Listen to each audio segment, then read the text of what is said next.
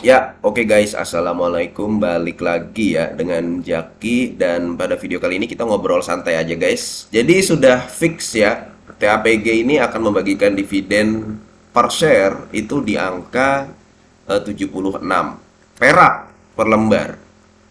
76 dividen per share. Nah, sebelumnya sekitar seminggu yang lalu gue membuat video tentang TAPG guys. Di sini gue cuman kasih clue-clue aja.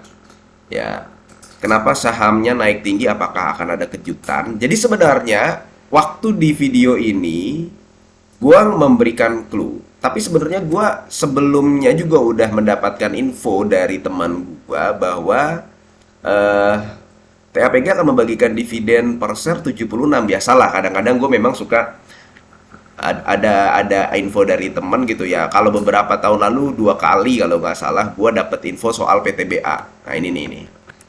Jadi seneng aja guys. Dividen PTBA nih. Waktu itu gue juga buat bahwa dividen PTBA itu akan dibagikan 100%. Ternyata benar. Gue cuman mau membuktikan nih omongan temen gue bener apa enggak ya gitu guys. Ternyata benar. Dan tidak hoax ya. Cuman di video ini gue memang nggak menyampaikan dividen 76. Ya gue cuman kasih clue aja. Namun ada beberapa teman-teman di YouTube belanja saham yang komentar, apaan sih bang, apaan bang gitu kan, banyak yang nanya. Kemudian DM di Instagram gue banyak tuh tiba-tiba yang DM. Gue balas-balasin sih, memang langsung gue balasin. Kalau di Instagram langsung gue balas. Dividen TAPG 76, dividen TAPG 76, dividen TAPG 76 gitu ya. Tapi kalau di YouTube gue cuman hehe gitu doang. Bukannya so misterius, tapi karena memang dari yang punya informasi bilang ke gua, "Ya, ini belum belum dirilis beritanya, jadi jangan buat info dulu, takutnya hoax atau apa." Tapi memang berkasnya katanya udah di meja direksi kayak gitu. Nah, katanya sudah di meja direksi, makanya gua buat video ini. Itu pun gua tetap sesuai dengan informasi dari teman bahwa jangan diinfo dulu bahwa dividen gitu. Ternyata ya sudah dipastikan ya 76 per lembar interimnya. Pertanyaannya adalah beli apa enggak nih? Ya kan sekarang kan harganya udah naik ya kan. Kalau kalau temen gua yang punya TAPG, dia udah punya di harga bawah guys. Sekarang pertanyaannya ya, pertinggiin nih. Beli nggak TAPG? Ya. Jadi kalau misalkan lu yang dividen investing, jelas ini enak banget guys. Lu dapat langsung 8% spread. Ya, dapat 8%. Oh, nanti kan dia akan turun lagi, nanti ada dividen trap. Yang namanya dividen investing itu nggak mengenal dividen trap. Ya kalau misalkan dia beri lagi, kalau misalkan dia turun lagi, ya beli lagi. Nanti kan averaging down lagi. Kayak gitu guys. Tapi lu udah 8%. Biasanya yang dividen investing memang modalnya udah gede-gede. Jadi 8% aja, 7%, 10% itu udah kerasa banget. Dia cuma mau ketenangan dalam berinvestasi. Dan Triputra Agro Persada beberapa kali gua sudah sampaikan di video sebelumnya, bahkan setahun yang lalu. Ini gue pernah kalau nggak salah buat video khusus deh. Saham sawit terbaik saat ini Triputra Agro Persada. Nah, jadi kalau misalkan kita lihat dari grup TP Rahmat, ya ini saham-saham yang dimiliki oleh grup TP Rahmat, baik yang dia menjadi pengendalinya atau memang afiliasi ya, joinan sama yang lain. Kalau Adaro ini dia punya kepemilikan sahamnya bukan yang paling besar, bukan yang paling besar tapi bukan yang paling kecil juga sih. TP Rahmat, Arini S. Subianto, kemudian Garibaldi Thohir sama grupnya Saratoga itu masing-masing setahu gue punya 25% di Adaro. Jadi nggak ada yang terlalu mendominasi kalau di Adaro. Tapi di antara yang ini nih guys nih, yang gue tandai warna biru hijau nih ya, gue tandai warna hijau. Ini kan grup-grup TP Rahmat nih. Ya, yang fundamentalnya kuat, keuangannya solid, neracanya bagus ya. Kita udah pernah bahas di video sebelumnya. Ya memang jawabannya TAPG guys. Jadi sementara ini ya guys ya, sementara ini gue bisa menyimpulkan bahwa TAPG itu adalah perusahaan, bisa dikatakan dalam tanda kutip sapi perahnya. Ya, sapi perahnya grup TP Rahmat. Gitu guys, grup Triputra. Biasanya yang menjadi sapi perah ini memang perusahaan yang bagus.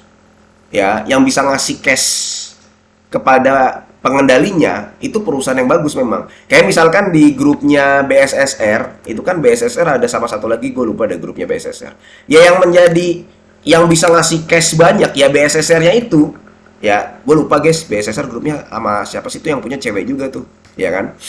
Cewek juga, dia termasuk salah satu wanita terkaya di Indonesia karena yaitu dia mengendalikan BSSR. Nah, jadi sementara ini ya gue menyimpulkan bahwa TAPG itu adalah perusahaan sapi perahnya grup TP Rahmat. Kenapa? Karena dia nih yang keuangannya solid, fundamentalnya bagus ya. Kemudian kita tahu dia bisa, lu bayangin guys, dia bisa melakukan penjualan 6,24 triliun kemudian mendapatkan net profit 1,6 triliun.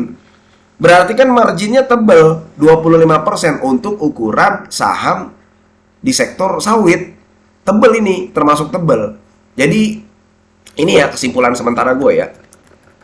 Nah, jadi lu jangan heran apabila nanti di beberapa tahun selanjutnya TAPG akan membagikan dividen-dividen yang cukup besar. Kayak begitu guys. Selama memang belum ada kepentingan bagi TAPG, misalkan ada proyek gede, karena kan terakhir kita dapat info dia mau membuat joint venture ya. Joint venture untuk mengolah, coba nih ya, joint venture sama perusahaan Jepang kalau nggak salah. TAPG dengan perusahaan, setahu gue dia, nah ini nih, Aisin Takaoka membentuk perusahaan ini nih, bikin joint venture nih. Ini informasi terupdate tahun 2024 semester kemarin ya.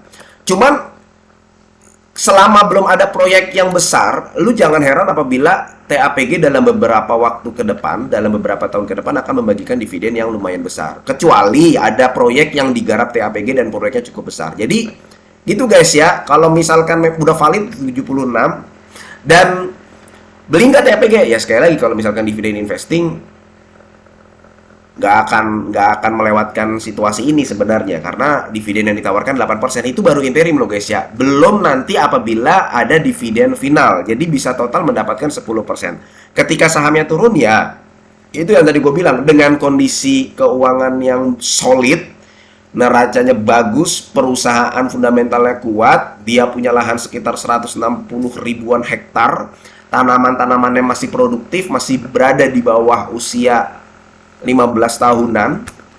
Jadi dalam jangka panjang masih menarik. Itu untuk TAPG. Faktor internalnya, faktor eksternalnya sendiri untuk industri CPO-nya sendiri, apabila nanti memang benar-benar diterapkan B40, B45, B50 dan seterusnya, walaupun kita nggak tahu ya di lapangan, ada sih yang bilang, oh masih ada banyak ampasnya, sampahnya dan sebagainya.